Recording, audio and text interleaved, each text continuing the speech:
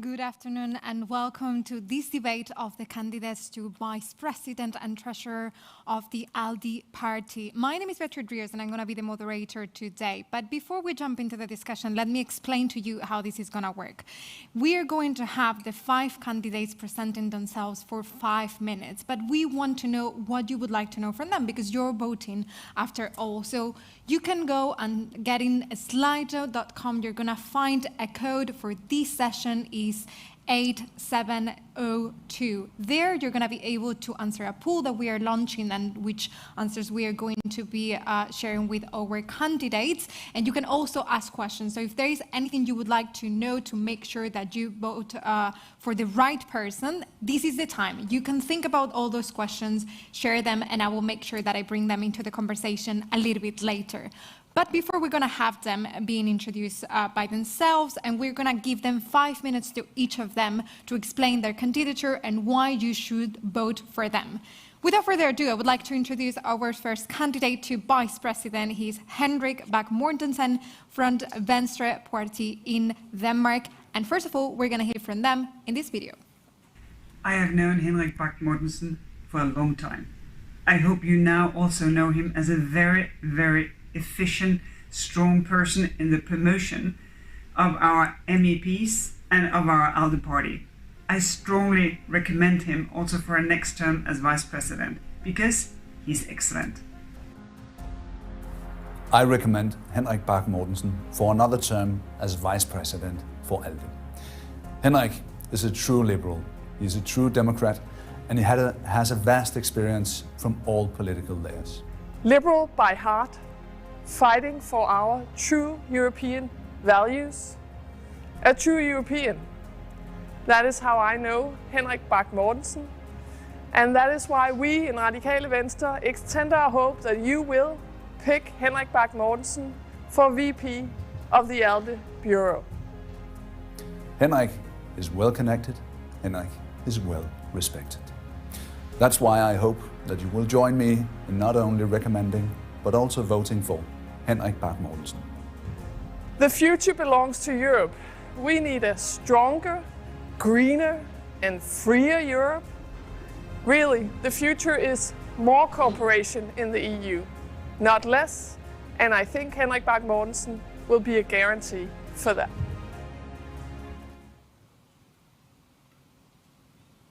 Now we have joining us live Henrik Bach Mortensen. Good afternoon. Thank you so much. Go ahead with your presentation. Dear friends in ALDE, it's so sad that we have to meet on Zoom only. For so many years, face-to-face relationships and interaction with fellow liberals have been a vital part of my life. I've worked with LIMEC as a young liberal, and I participate in countless congresses in ELD, ELDR, and now in ALDE, as well as in Liberal International. And I've been very happy and I've been honored to serve as ALDE Vice President since 2016. And I hope that you'll support my bid for another 2 years. I see my role as a guardian of our liberal family party, ALDE, and our political ideas. And I want to develop and to strengthen ALDE. ALDE is not a marriage of convenience. It's a community of political parties with strong, well-established and well-tested relationships. My own party, Venstre, has been around for more than 150 years, and it has been part of the European liberal family right from the start. And it's a joy to work with younger and new parties which we have welcomed into our well-established political family. ALDE played an important part in the 2019 elections to the European Parliament. So many new ALDE MPs have taken their seat in the European Parliament. We thought the election on a common political ALDE platform, and the election program was passed unanimously by all the delegates of our Congress. ALDE must come together and work exactly in the same manner for the next European elections in 2024. To me, ALDE is a family of European parties. It's not an exclusive community of liberal parties from the EU countries. ALDE brings together parties from the EU, from prospective member countries and former member parties. And the EU should be an open option for all European parties and countries. Over the years, I visited all the EU countries as well as all the other European countries. And my sense of being part of a European culture, part of European achievements, and common European ideas have just grown stronger over the years. Now, the corona pandemic has been and is a dreadful experience. It has shown us that we do not have too much Europe. We have to have more European cooperation. We have learned that we need to have European preparations for another pandemic and for a response to the pandemic we're facing now. We must work together when it comes to medical supplies, to the treatment of those who are hit by the disease, to research in vaccines, and to the procurement and distribution of vaccines. I was embarrassed to see that the socialist government of my own country chose a nationalist approach to the pandemic rather than a European approach. In all my political life, I've had very strong relations with both Danish ALDE parties, Venstre and Radikale Venstre. Right there, Mršo Mortensen, because you have run out of your 5 minutes. Thank you so much for that speech. And if there is anything else that you would like to know from him, make sure that you ask him a question via Slavio. Thank you so much. We will get back to you very soon. Now I would like to move into the next candidate. She is Dita Charanzová. She's a member of ANO 2011 from the Czech Republic. You have the floor.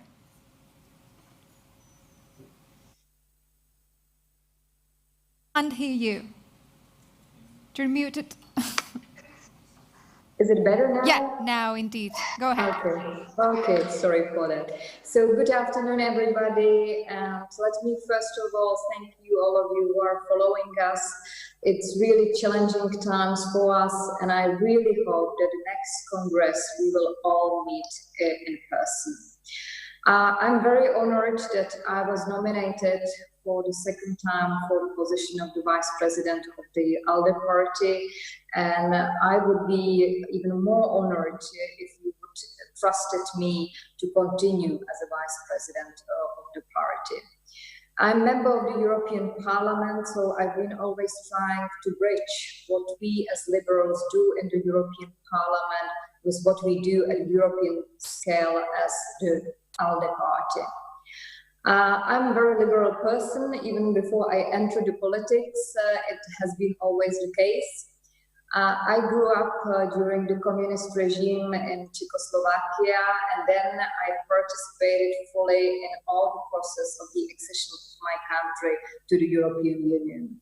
I'm true European, someone who has dedicated all my life to the European project. We as liberals have achieved very good results during the last European elections, and I think it should be the right moment for us to think how we should do even better in the next European elections. So what do I want to bring to the ALDE party?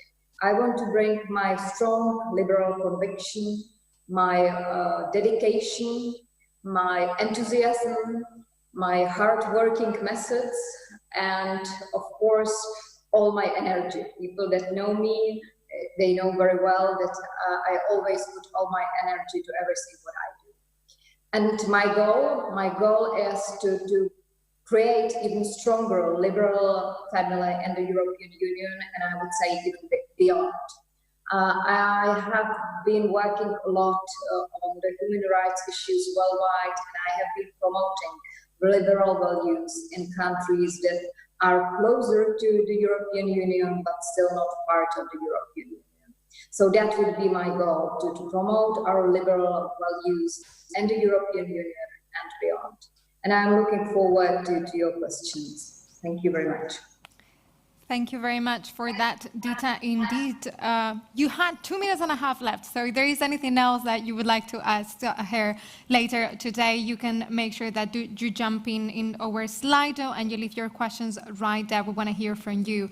And now I would like to give the floor to our last candidate to Vice President, Luis Garicano from Ciudadanos in Spain. Please, you have the floor. Thank you very much. It's a pleasure to be here with all of you. Thanks for the invitation and to ask for the vote of all the ALDE members in this election. Like Henrik, is the third time I'm asking for your support. We've been working together, both of us, and also the last period also with Dita Charanzová for our party. The first thing I want to say is to remember our president, Hans van Baalen, who recently passed away. We are all very much missing him, and we are all missing the chance to be with him. Somebody who was always a consensus builder. We were all remembering in our last bureau that we don't think there's an opportunity where we actually had to vote. All the decisions were taken by consensus. He was careful to build this consensus, and we all felt always included. I think that's very much a principle for our party. It's a very diverse party, including parties from all over Europe, and this spirit of Hans, of doing things in a consensual manner, is something that we all, and I'm sure also my colleagues, very much want to continue. I am a member of the European Parliament. I'm vice president of the group, or the parliamentary group. I think it's a good thing that we try to improve that connection, and I'll tell you a little bit about my plans for that. I wanted to start telling you about myself. I'm a professor of economics by training, and I've all my life been an academic. I've been teaching in the University of Chicago, and London School of Economics. I've also been in MIT and London Business School. And I like teaching. I like communicating. I like talking to people and giving them a bit of an insight into what Europe is about. I think that sometimes Europe is remote. Sometimes our procedures are arcane. People don't know what's the Council of Europe, the European Council, all the strange kind of variations, the Council, which has only the ministers. It's all kind of arcane, and it's really important that all of us do a big job, a big effort in trying to communicate. And in that sense, I think my background makes a difference. I think that I am somebody who likes to do that. I am also a liberal. I share those values.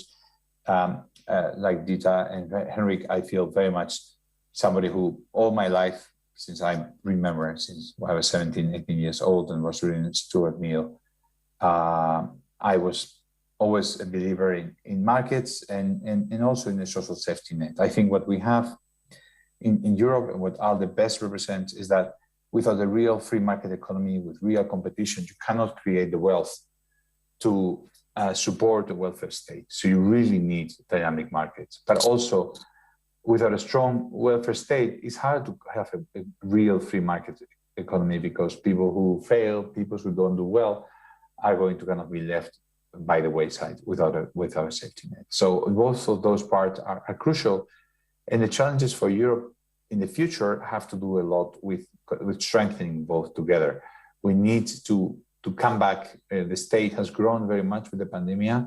The role of the public sector has grown humongously. Who would have thought, as a liberal, that we would have accepted that the state decides how many guests we can have in our houses and when we can go out and when we can come back in? That was necessary for health reasons, it's true. But now we need to recover our freedoms. We need to come back to put the state in its place. And we need to find that balance between the state and the markets and the individuals back. And we need to recover our growth. We need to get a stronger Europe. We have a conference for the future of Europe in the horizon, which is one of the big priorities for the ALDE party. It's a moment where ALDE will have to be central, and we have to work for that. And finally, and this is really what I want to conclude with, we have a huge opportunity and a huge challenge. I think that the Conference for the Future of Europe will probably give a bigger role to parties such as ours in the new elections. Our party is part of a parliamentary group, but it's not a parliamentary group. Coordinating the work in whatever form these new elections are run in 2024 will be an essential part of our job, and I very much can assure you, the people who are going to elect us or have to vote for us if you want to do so. that I will do my very best to ensure this coordination works to the benefit of all our member parties. Thank you very much. Thank you so much, Mr. Garicano, for that. You have heard from all the candidates for Vice President of the ALDE party. They have shared various strong positions on how do they have to face the upcoming election, how to integrate the party, how to work together, how to address the issues of civil liberties and also the economic recovery. We're going to be digging into their positions on all these issues today during the Q&A session. But if there is something concretely you would like to know from Mr. Mortensen, Charanzová, or Garicano, you make sure that you share your questions on Slido. I'm going to explain again how does it work. You type slido.com, you go there, you're going to be asked a code, and that code is 8702, and you're going to have access to a website where you can share your questions as well for our candidates today. Before we do that, we're going to present now the candidates for treasurer. And for that, I'm going to give the floor first to Dave Burke, who is a member of the NFL from Ireland. Please, Mr. Burke, you have the floor. Thank you. Good afternoon, delegates. And as other speakers have said, it's an awful pity we can't meet in person this year. And hopefully that's something that will be in a different circumstance next year. Just to introduce myself, David Burke is my name. I'm from the Fianna Fáil party in Ireland, and I'm one of the candidates for the ALDE treasurer position. I'm a qualified chartered accountant. I've worked with KPMG and PwC, and over the last 12 years, I've been Fianna Fáil's finance director. My responsibilities in that role have been the management of the finances of the party, meeting all the compliance and regulations on an annual basis, managing our election campaigns at a local, national and European level, and I'm glad to say on a successful basis. Also managing our fundraising operation and our human resources and staffing. In that period of time, I'm glad to say we've managed to double the seats of our party at national parliament level and returning the party to being the largest party at local and national level, resulting in our party leader being elected Prime Minister again in Ireland last July, Taoiseach Micheál Martin, who will be speaking at the conference tomorrow morning. Also in that time, we've completely changed the financial and fundraising model of the party. And also we've moved from a very centralised model to increasing the supports at local branch level and for all our candidates across the country. Over the last 18 months, I've been a member of the ALDE Financial Advisory Committee, and I've immensely enjoyed working with other ALDE parties and also the ALDE Secretariat of Financial Matters important to the party. It's been an experience to get to know how the funding of the party and the finances of the party worked. And I look forward and hope that I can continue this work over the coming years. My goals for going for this role and my vision, what I would like to do is I would like to work and support the ALDE Secretariat on looking and the outgoing Treasurer Gasper, who started the work at looking at how we can change the regulations at a European level, reaching across to other European groupings on a number of topics about how we can work more with national parties within regulations or changed regulations, looking at how we deal with the issue of EU and non-EU parties to ensure that we continue to grow our European family, and also looking at the percentage, the matching funding from 10% to 5%, so as we can reduce the financial burdens on the parties within our grouping. And lastly, bringing my own experience in running successful elections, I would like to work with within the ALDE Bureau to ensure that we have, as Luis has said already, a successful European elections in 2024. It's something I would like to do with other parties to ensure that we grow our representation within the Parliament and grow the size of all our political parties. And as all the speakers have said, united, we are a far stronger movement within Europe. My reasons for going this role are a number of things. The role is very much, as ALDE Treasurer, is a natural progression for me as Finance Director in Fianna Fáil to an ALDE Treasurer role. And I suppose on a personal level, I don't see this to be a political role, nor do I have an ambition to be a politician. My ambition is to bring my qualifications and my experience to the ALDE Bureau so as we can serve the ALDE parties as to the best of our abilities. And to conclude, I would sincerely ask you and your delegations for your support for my candidacy for the ALDE Treasurer role. And I wish my fellow candidate, Jasmina, well, and look forward, hopefully, that we can continue to work together in the coming years, regardless of the result as well. Thank you. Thank you so much, Mr. Burke, for that presentation indeed. And we will have to welcome now to the other candidate for treasurer. That's Jasmina Mršo, who is a member of Nansa Stranza from Bosnia and Herzegovina. Please, you have the floor. Hello from Sarajevo, my dear Liberal friends and colleagues. And thank you, David, for the nice words. I wish you all the best as well. When my party president first approached me with the idea of nominating me for this position, he told me, Jasmina, I don't want you to give me an answer right away. Take a couple of days and think about it, but promise me that you will accept. Although I knew immediately I wanted to do this, I did what he told me. I went home and I consulted the person closest to me. But sometimes the person closest to you is the one to ask you the toughest questions. Why do you want to be treasurer? They asked me. Because I know I can do it, I said, because those who have had the chance to work with me mostly know me as the person who transfers ideas into projects and budget proposals, and then those into direct impact. Because I have done that in the most challenging circumstances, in a small party, in a small country. As a matter of fact, I have helped strengthen our political party and our political foundation in one of the most complicated and poorest countries in Europe. And believe me, it is a lot harder to find funds in Bosnia and Herzegovina than it is in most, if not all, EU member states. But we did it. We transformed Naša stranka from a grassroots movement to a party in government. Also, I work closely with the current and past treasurer, and they've inspired me a lot. That is why I believe I can take on any challenge.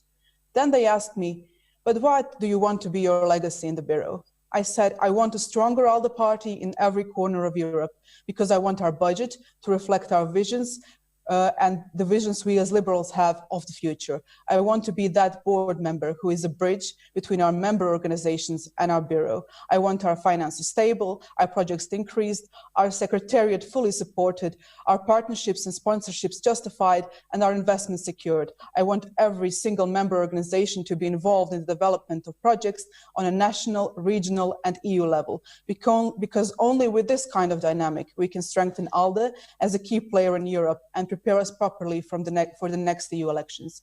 And I know this because of the role ALDE played in my country. You see, ALDE is the only European party that is known by the people in Bosnia and Herzegovina, because we have made ALDE a part of our political identity. Together, we have become a beacon of hope for a war-torn generation that only associated politics with frustration, corruption, and injustice. And I want this to happen in every country in Europe, and I know how it can be done, because we have the means to do it.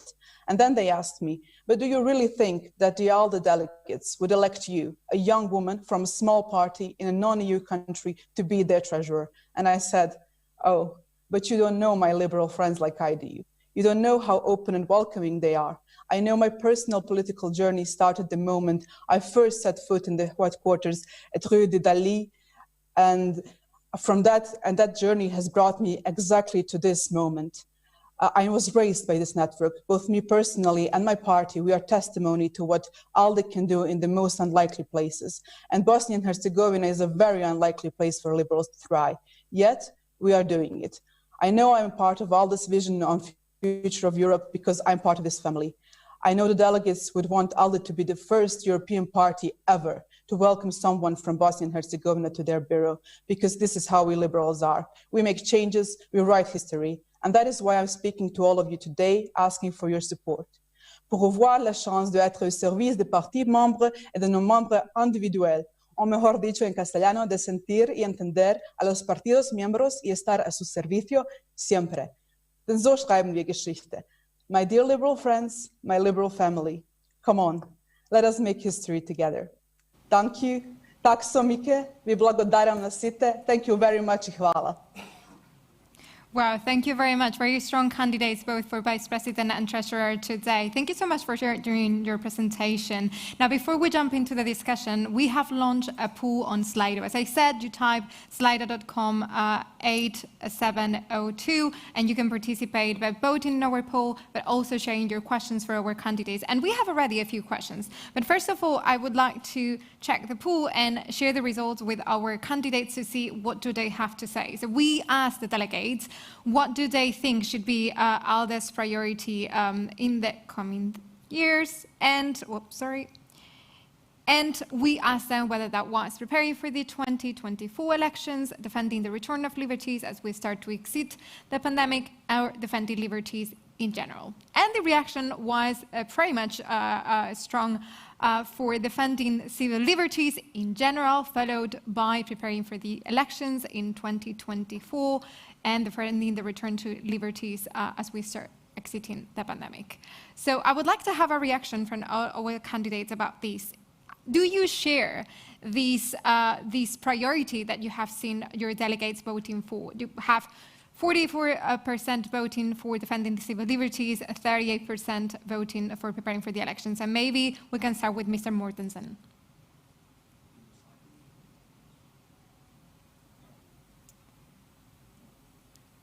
Can you hear us, Mr. Mortensen? Yes. Can you hear me? Yes, we do. No, I'm not at all surprised.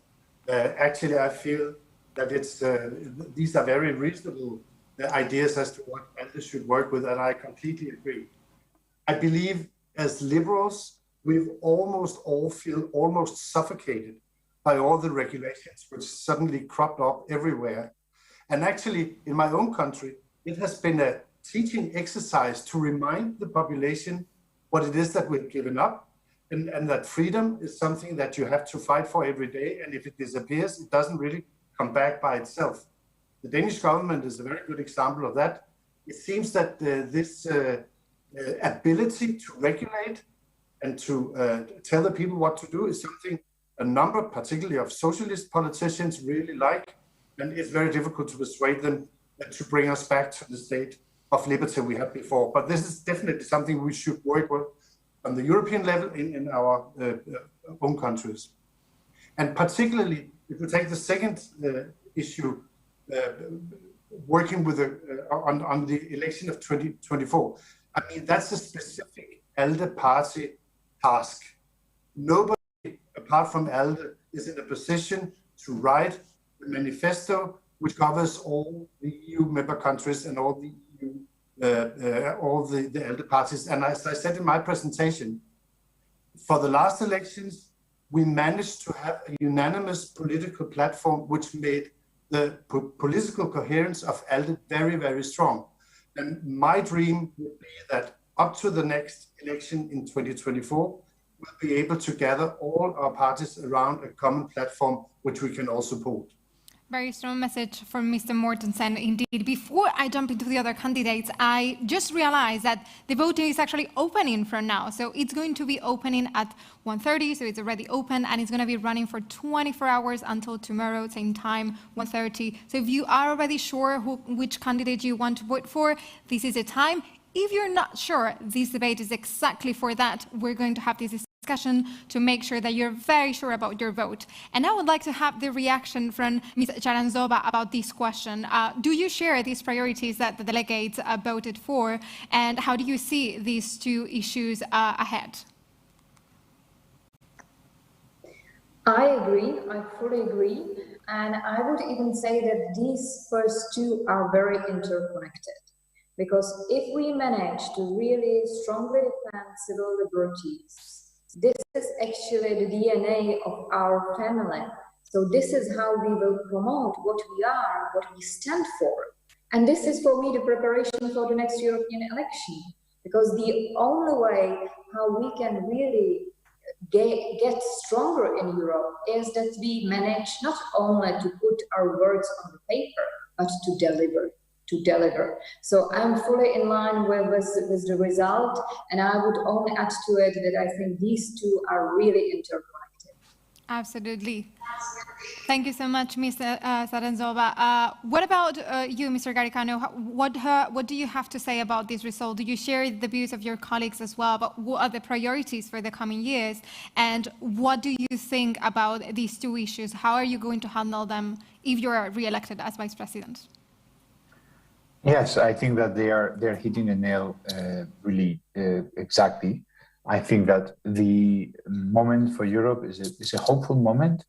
Notice that Europe has done something in the last year and a half that it had never done before. If you think of what are the 3 or 4 most important issues to our voters over the last year, was maintaining their income during the pandemic, maintaining their health, getting vaccinated, being able to travel. All of those issues have been decided at the European level. Europe purchased the vaccines. Europe financed the packages that kept people employed, the Kurzarbeit, through the SURE. Basically, the entire expenditure on workers was financed by SURE. Europe has financed the reconstruction with this recovery and investment plan. So Europe has been, and Europe is doing this green certificate that is going to get us all able to travel again. So Europe has been developing a large amount of impact on the citizens' lives, and the question is what comes next. And I agree with both Henrik and Dita that we need to make sure that what comes next is freedom, is civil rights, is accountability, is rule of law. And it's ALDE the only party who stands for all of those things, as we see everywhere in the European Parliament. And I think Dita put it very well when she said, look, these issues, which are the key issues that we have to be working on over the next months, are the issues that we have to run on the election. We have to be able to tell our voters, look, the only party that cares about the rule of law is us. When in the Parliament, we see that, the Commission doesn't really want to do anything about countries, governments, particularly Hungary, Poland, largely, that are not respecting the rule of law. It's ALDE and it's the member parties of us, in particular, this is being led by an FDP member and a Momentum member, who actually, Katkache and Moritz Kroner, these are our issues, and we don't push them. Nobody pushes them, and they unite us all. Every single person in the Renew Group and the ALDE party fights for this.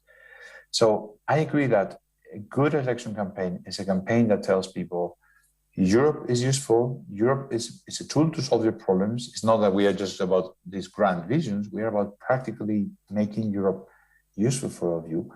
And Europe also is the one that can make sure that our member states are doing what they must to comply or to be aligned with the European values. And that should be our election campaign. I'm sure all the delegates will be happy to know that the candidates share indeed their views about what are the main challenges for the ALDE party in the coming years, and also that there is so much coherence between the different narratives of the candidates indeed. I would like to ask the same question, even though they have a very specific role in the Bureau, but indeed they're going to be part of the conversation as well. So I would like to ask Mr. Burke as well, what does he have to say about these priorities that have been shared by the delegates through this pool? How do you feel about this? Yeah, as you said, the ALDE treasurer role is a very different role, but I would wholeheartedly agree with all my fellow speakers. These are two really important topics. I suppose civil liberties, I think a speaker earlier this morning said, protecting our democracy is vitally important. And I think Europe has a very central role, both within Europe, but also taking strong positions outside Europe to ensure our democracies are protected and liberal voices are heard loud and clear, both within and outside the EU. And I think that is something we shouldn't ever forget, is that, on a global stage, Europe, particularly around on the borders of Europe, we have a central role about developing democracy and supporting democracy. And it would be something I feel very passionate about and have participated in projects in assisting that. But I suppose, speaking honestly, in the role of ALDE treasurer, my main and primary focus would be around the European elections in 2024.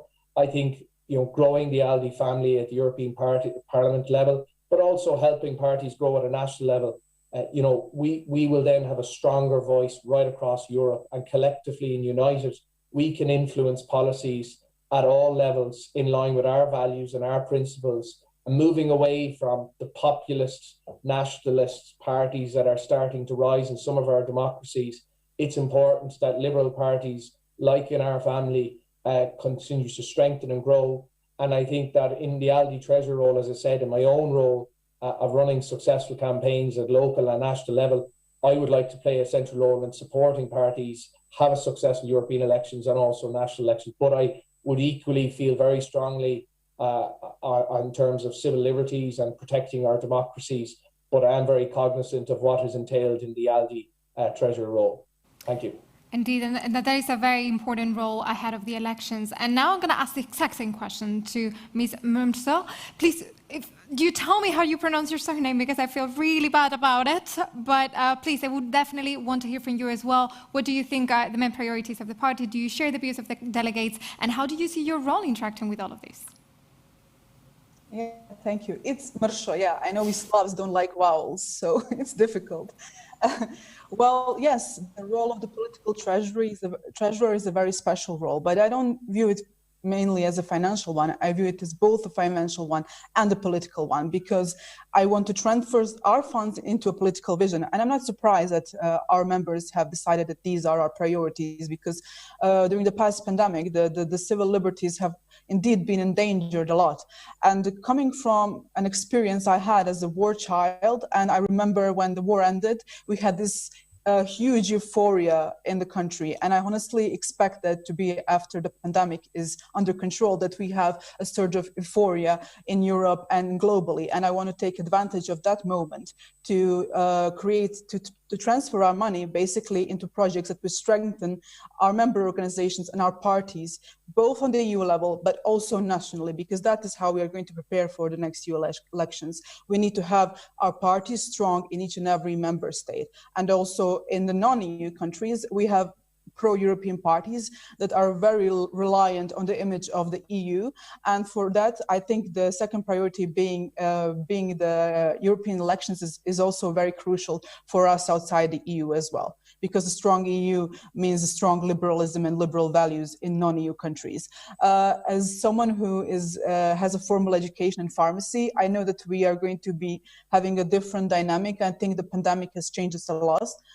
I know a lot of health policy related issues will come and pop up now, and we are going to have to view things from this perspective. And I think that I can keep all the trends in track, because I know how to follow science-related topics and health-related topics up until the moment that the pandemic is under control, and then we can just continue transferring our money into visions and projects and strengthening the member organizations. And I plan on staying in touch with them all the time to see what their needs are and how to motivate them to actually spend the budget. Very interesting perspective indeed, and a lot of food for thought today for our delegates that will be voting for the next 24 hours. They are already sharing their questions on Slido. If you too have a question for the candidates, make sure that you type slido.com 8702. And if you can, please share your name and your party affiliation as well, so that we know who you are and from where are you asking. And we do have a question already from our audience, from Flo Kluklas, who is asking, how do you build and enhance diversity in the party? So please, Mr. Mortensen, would you like to first address this question? Yes, thank you. This is an issue which I've been working with ever since I was a young liberal. And in my professional life, when I've been working with labor market issues, I've been working with these issues as well. And I definitely think this is an area where we as liberal put much emphasis on diversity, be it sexual orientation or gender issues. I think the basic idea is generally to build the rights of everybody, so that everybody more or less have the freedom to live the way they want. Those who are disadvantaged by birth or upbringing has to have our attention, so that they will get more or less the same real opportunities as everybody else. I don't think there is an easy and a quick fix solution all these issues of diversity, but I consider it simply a basic inherent idea in liberalism that we favor diversity, because the whole idea of liberalism is to give room and right for individual expression and individuality. Absolutely. I want to hear as well from Ms. Charanzová on this question. How do you think that you will find to make sure that the party is more diverse? Well, I think that there might be two ways how to understand this question. One is really what we stand for as ALDE party, and there I fully agree. I think we have to continue to be open, liberal family, which sticks to the core, our core values, LGBTI rights, gender issues, minority rights. That's really our core, and we have to stick to it.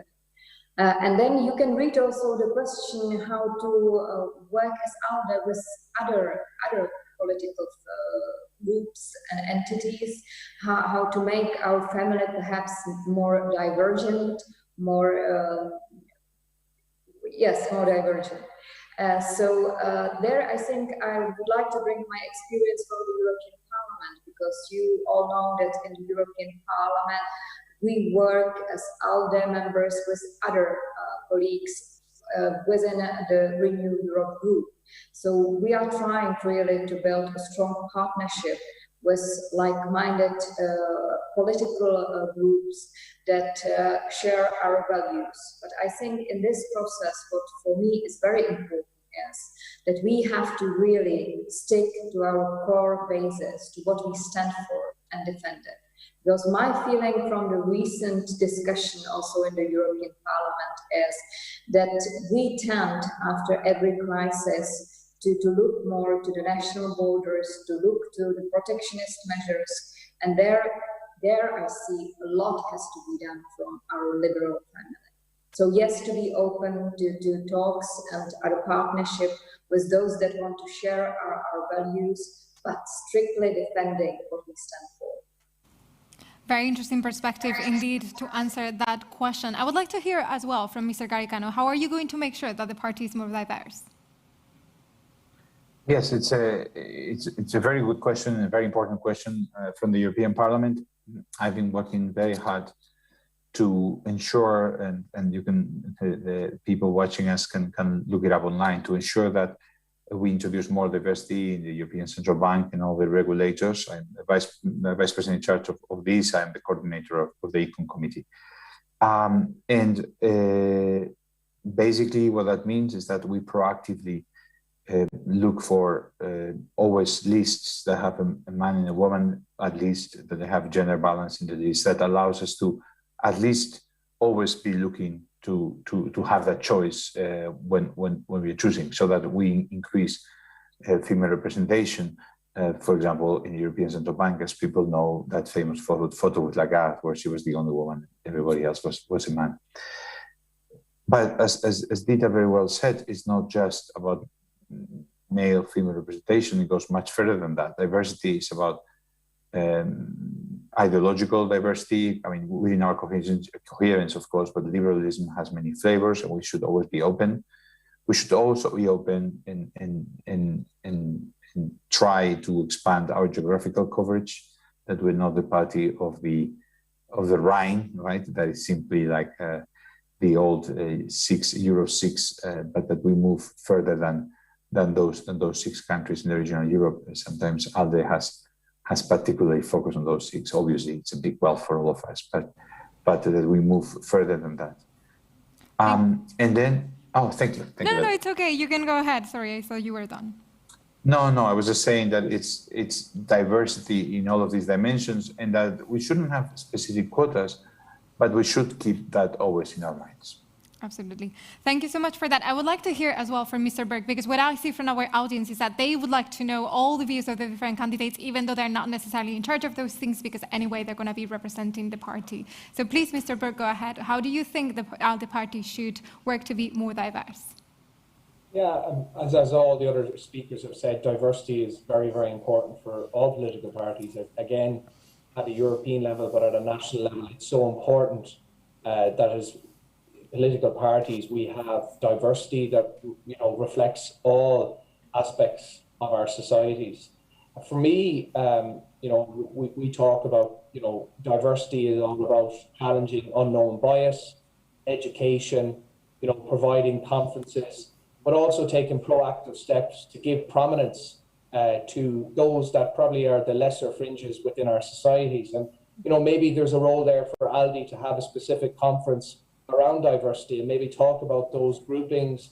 As Luis has said, we need to increase female participation within our politics. In Ireland, we have probably one of the strongest gender quota. Our government has brought it in, and we're strengthening it even further to ensure that the funding of our political parties is directly linked to the increasing female participation. But it goes far further than that diversity. And I think it's all about education, training, but also making it a central tenet of all our national parties' manifestos, but also for us at an ALDE level. And possibly, as I said, there may be something there for us at an ALDE level to have a specific conference around it, to maybe hear from some of the, let's say, those fringe groups within our societies, to hear how the change could be brought about.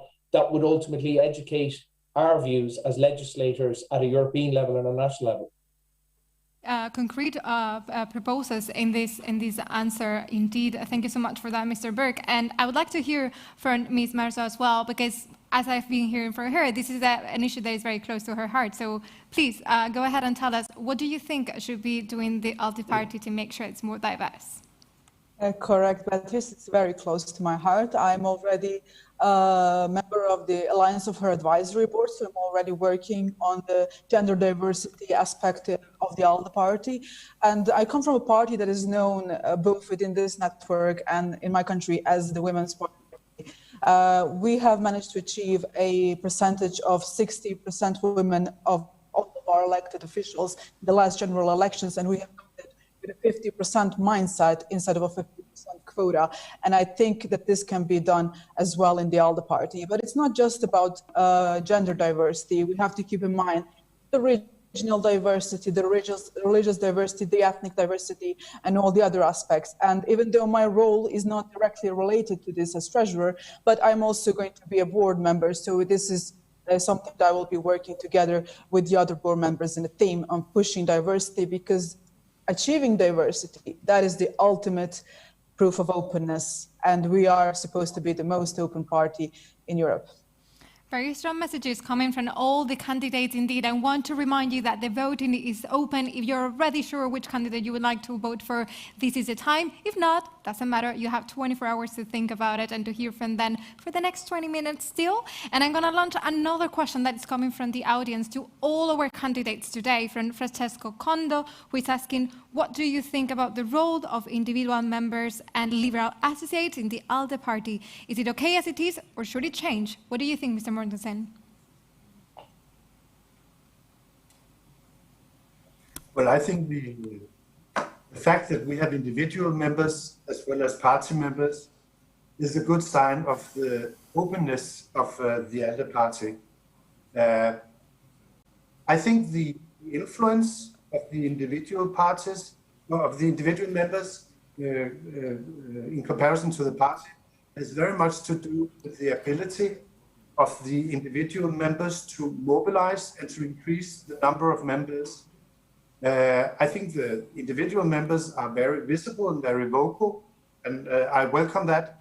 But of course, it follows right from our statutes that it's the parties which have most influence. I think both columns of our organizations are necessary and very welcome. They're a sign of that we want to bring in as many as possible. I think it's a way to increase the outreach of the party. So, I mean, the higher the number of individual members we can get, the better. Thank you so much for that, indeed. I would like to hear also from Ms. Charanzová about this question. Do you think it's enough the role that members have, or do you think it should change? I wouldn't change it. I think this is a sign of the fact that we are open and inclusive family. Also a sign of democratic process, and as many we are, better. So for me, every time when we have such a discussion at a bureau meeting about the individual membership, we assess each and every of them. But I'm a big fan of it. I think it's good to see also individuals that are interested to contribute officially and work closely with the ALDE party. So I wouldn't change it. I think it's a good sign. Thank you so much indeed. Mr. Garicano, what do you have to say about this question? For those of us who believe very much in Europe and who think that the future lies with strong in Europe, I would say that the priority is that these European institutions and that these European parties, etc., become stronger. I think it's important that we have this. Sorry, but I was getting returned from the. I don't know if you can cut the return.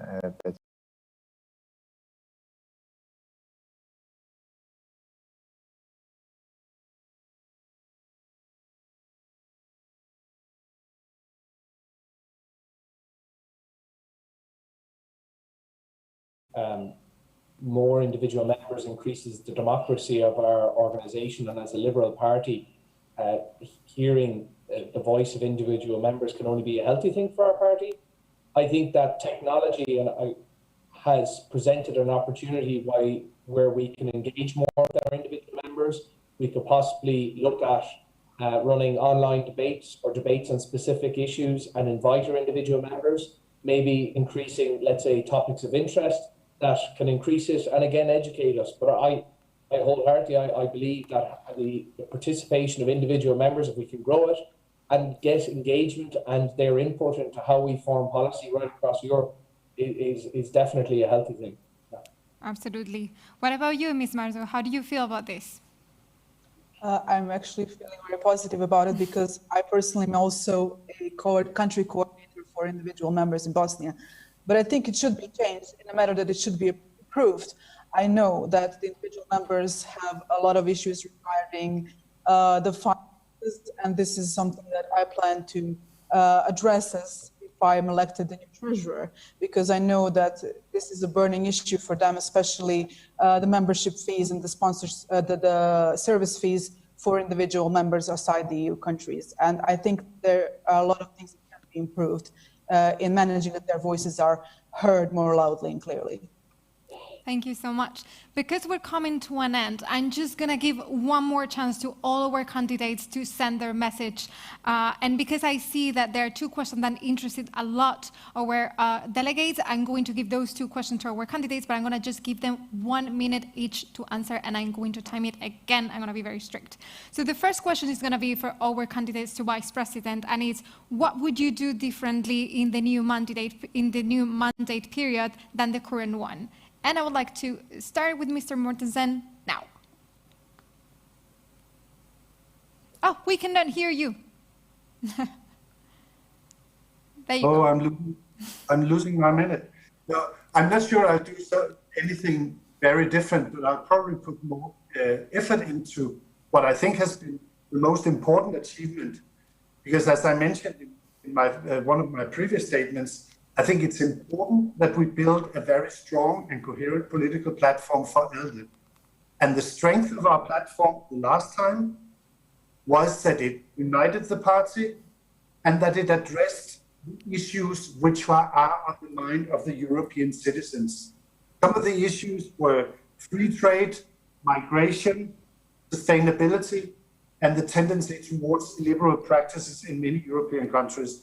And basically, I expect those issues to be important at the next election as well, and therefore they should weigh heavily in our platform. Thank you so much for that. In 1 minute, Ms. Charanzová, what will you do different in your mandate as vice president? Go ahead. I think we are in different situations. For me, there are two key elements that have happened. One is Brexit, that a member of our family, of the European family, left us, and second is, of course, the pandemic. So there are definitely lessons learned from the people that we have to take into account, and adjust the way how we will talk to people, that we will listen more to the people. I think the Future of Europe conference is an excellent opportunity for us liberals to be more vocal at a European scale. So that's what I think we should do. So I would definitely engage more in the talk with the citizens and the discussion and the dialogue. Thank you so much. In 1 minute, Mr. Garicano, what would you do differently now as Vice President again? You're muted. I was putting my stopwatch so that I can count them in. So the big challenge for the party that we have to improve, I mean, many things have been done well, is the coordination between the Renew group and the ALDE party. Ideally, like in the Popular Party and the Socialist Party, the group and the party are the same things.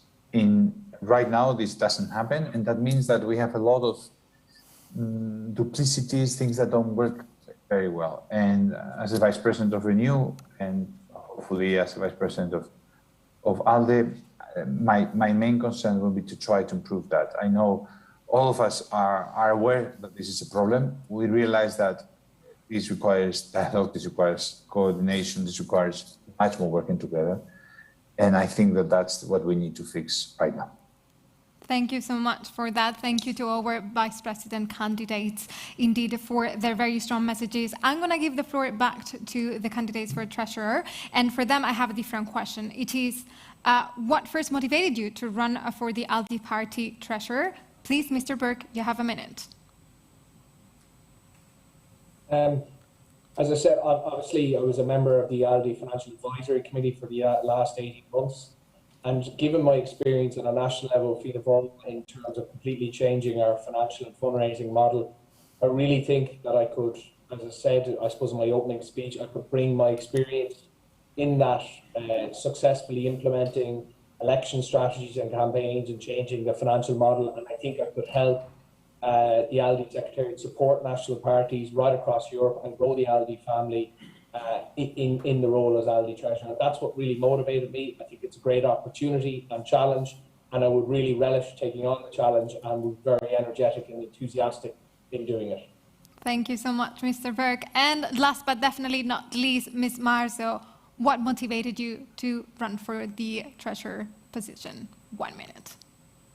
Inspired by the work of the previous Treasurer, but also from the side that I'm currently on, national officer of my own organization, I realized that there are some things that might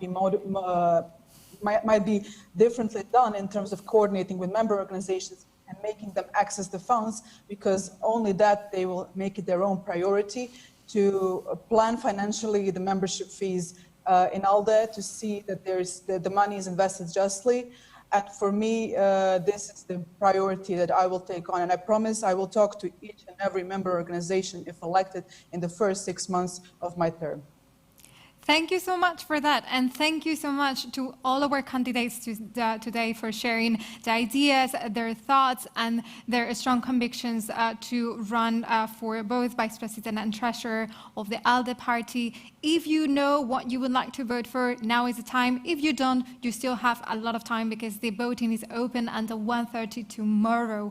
Thank you so much also to the delegates for sharing their thoughts, their questions, and voting in the poll that we shared this afternoon, and for being part of this conversation. And thank you everyone who is watching. I'm going to be here tomorrow again for a couple of conferences, very interesting, about the recovery and also how to recover the civil liberties after the pandemic. But the program continues today, so make sure that you check the program and you join one of the working meetings that are taking place. Thank you so much again, and see you soon.